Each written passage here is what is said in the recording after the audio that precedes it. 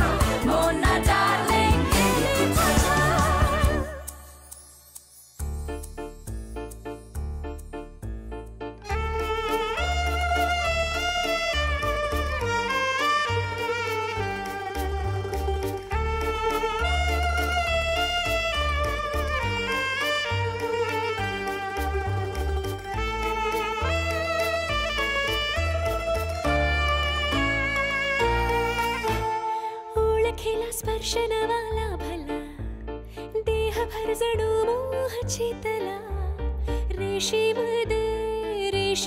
घे सलगीत येना सरा अंतरीचा एक ऋतू जागला आज मी तुझा रंग घेतला आता खरी उमलेन मी वेचून घेना मला हा ऋतू माझा तुझा आहे जरा वेगळा हा असा पाऊस जो देई जीवाला झळा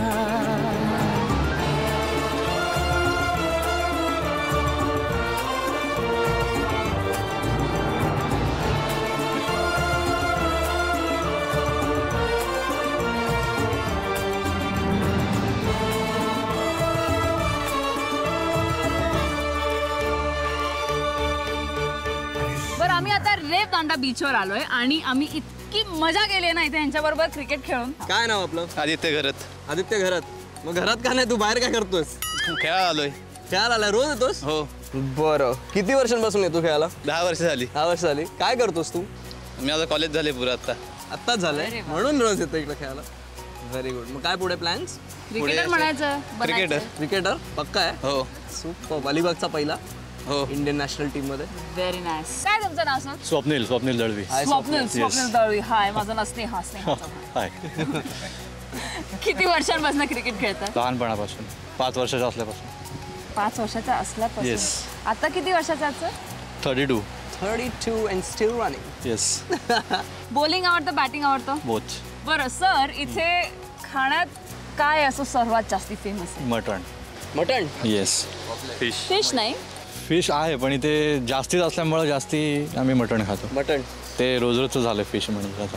फिश रोज रोज तर झालंय बघ ना. मटण स्पेशल झालं. येस. आणि आम्ही इथे वन्स अ वीक खातो फक्त फिश. तुम्हाला रोज रोज तर झालंय. फिशिंग करता? नाही, फिशिंग करणारे सगळे इकडे राहतात पाठीमागे. त्या बोट्स अच्छा. Super. Thank you so much sir. Thank you. Hi. Hi. काय नाव आपलं? राहुल गणपत. राहुल. सरनेम गणपत आहे. राहुल द्रविड. नाही, फक्त राहुल. तुमचा स्टॅन्स म्हणजे तुम्ही बॅट्समनच असाल. You prefer batting over bowling? Yes batting. Batting ना. बरं, तुम्ही किती वर्षांपासून येता इथे?